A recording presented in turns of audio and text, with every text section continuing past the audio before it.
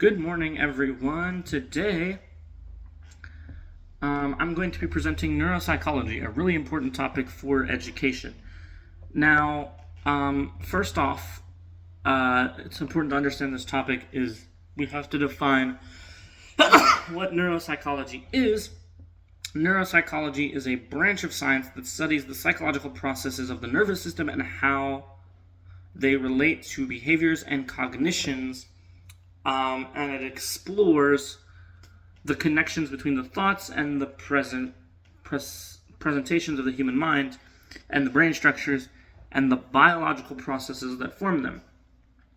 Neuropsychologists focus on how injuries or illness of the brain affects the behavioral functions. This is cited by the American Psychological Association, or APA. Furthermore, we looked at, now that we know what the neuropsychology is, today I'm here to tell you how neuropsychology and how it is used, how it can be used in education to improve the quality of education. Now, education requires teachers understand neuropsychology and help see the connections between what kids think about, aka cognitions, and how they behave in the classroom, aka behaviors. Moving beyond the fundamentals of brain function, we'll now explore the practical side of neuropsychology in classrooms, where scientific insights transform the way students learn and grow. First things first, we have to understand neuropsychology in education. Well, first you have to understand the brain and learning. Neuropsychology helps us to understand how the brain processes and retains information. Different areas of the brain are responsible for various cognitive functions, such as memory, attention, and problem solving. And it's important to understand how these parts of the brain work so that teachers can tailor their lessons to fit students. Teachers can develop strategies that align with how students learn best. Neuroplasticity and its role in education. Well, neuroplasticity refers to the brain's ability to reorganize itself by forming new neurological connections.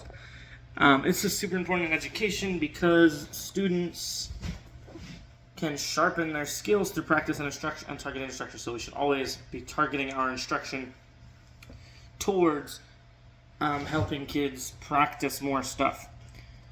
Teachers should incorporate activities that encourage neurological growth, such as iterative, interactive learning, and repetition-based techniques. So always repeating yourself. Another thing we should look at, which the other studies looked at, was the practical applications to neuropsychology in the classroom.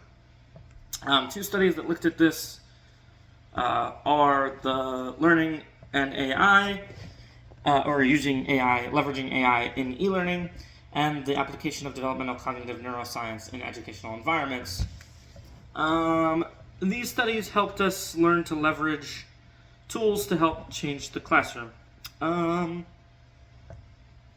Some important things to note are that learning styles and cognitive differences are pretty critical. So some students are visual learners while others are auditory and kinesthetic learners.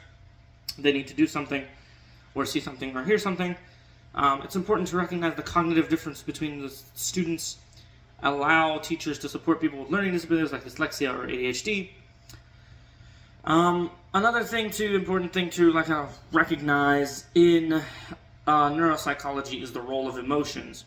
Neuropsychology shows that emotions influence memory and attention. Obviously, the more you care or feel about something, the more you're going to remember it. Stress and anxiety negatively impact cognitive functions and make learning way more difficult.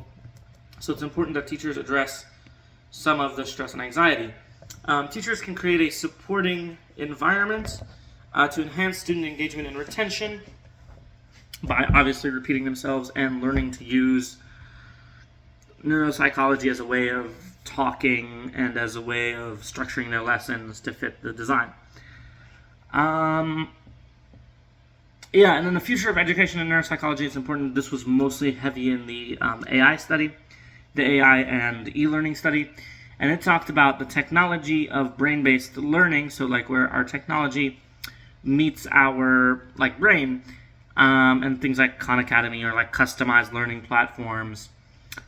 Virtual reality and AI-powered tutoring systems that are designed to cater to the individual needs of learning needs, like Khan Academy, or gamified type practice problem apps and all these things. Advances in neuropsychology have led to the development of brain-based learning strategies and adaptive learning software. One last thing for educators is we have to train educators on how to use neuropsychological techniques, and this is why learning neuropsychology is pretty critical. Schools can integrate neuropsychological techniques for better cognitive development. And I think that's pretty much it.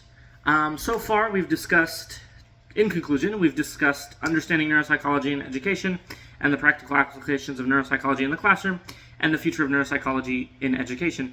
As we said earlier, it's super important for students and teachers to understand neuropsychology to be able to learn and work better together. Understanding how the brain works leads to stronger learning and teaching experiences for people in education. Thank you guys for coming to my TED Talk, for my neuropsychology talk here for class. Highly appreciate y'all. Have a blessed evening.